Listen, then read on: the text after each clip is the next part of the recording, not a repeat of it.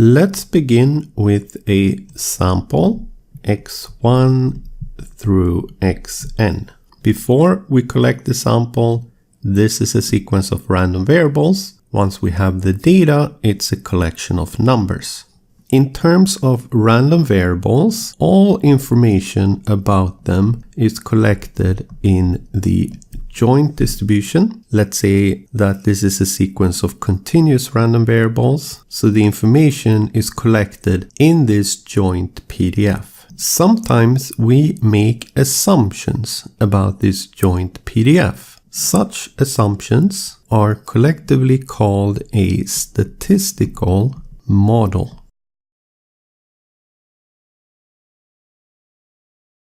Probably the most common assumption that we make is that the sample is a random sample.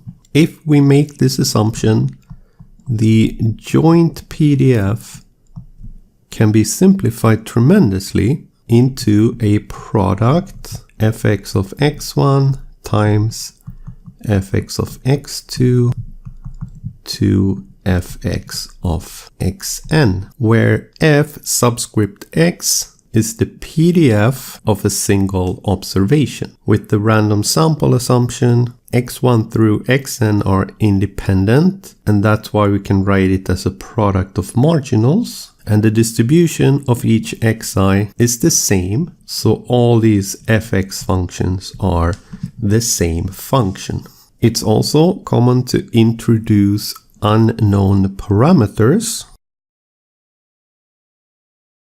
into a statistical model. Such unknown parameters could be, for example, the expected value of each of the observations. In terms of general notation, unknown parameters are typically denoted by theta. So theta 1 is the first unknown parameter, and we may have several. So we use the symbol k to denote the number of unknown parameters, and theta k is the last one.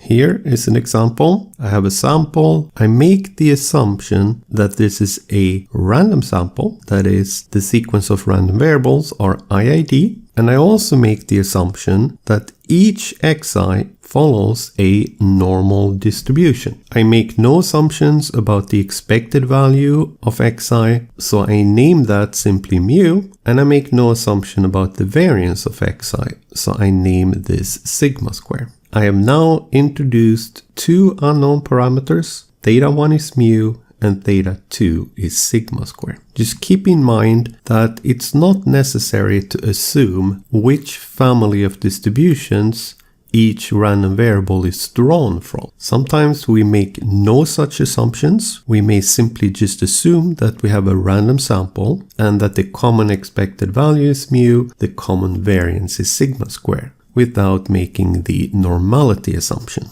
So having introduced these two very important concepts, statistical model and unknown parameters, we can introduce a third concept, namely that of an estimator. Before we do that, remember how we defined a statistic.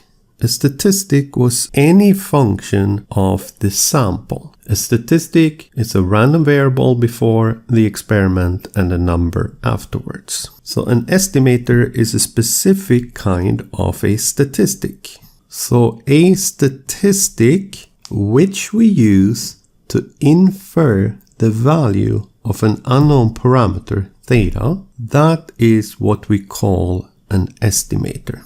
Any function of the sample is a statistic. Whenever I take a specific statistic and say that, okay, I am going to use this statistic to infer values about this particular parameter theta, which is one of my unknown parameters in my statistical model, then that statistic is then called an estimator for this parameter theta. The definition of estimator is kind of vague. We don't have any requirements in terms of the performance of a statistic to infer values about an unknown parameter for us to call it an estimator. It's completely up to us. All that I need to do is to claim that this particular statistic will be used to infer values about this particular unknown parameter theta, then I have an estimator. If I have several unknown parameters, I may create several estimators, one for each unknown parameter. It is also perfectly okay to have several estimators for the same unknown parameter theta.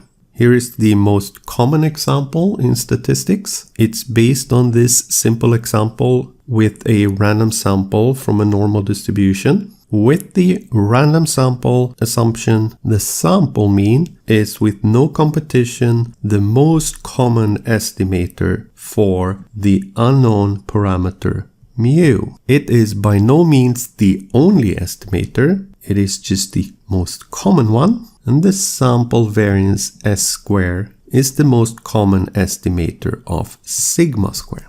We have two common types of notation for estimators. If theta is an unknown parameter, then it's very common to denote an estimator of theta by theta hat. Estimators are always statistics, so I can always write theta hat as some function of my sample. Another common notation for estimators is the following. If I use Greek characters for my unknown parameters, not necessarily limiting myself to theta, then let's say that sigma square is one of my unknown parameters. In such a case, it's common to use the corresponding Roman character as a symbol for my estimator.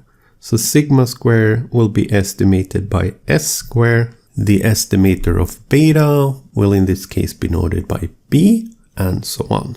Finally, let's just define what we mean by a linear estimator. A linear estimator is simply a linear function of my sample. So if my estimator theta hat is some function g of my sample, then my estimator will be linear whenever g is a linear function. For example, the sample mean is a linear estimator, while the sample variance is a non-linear estimator.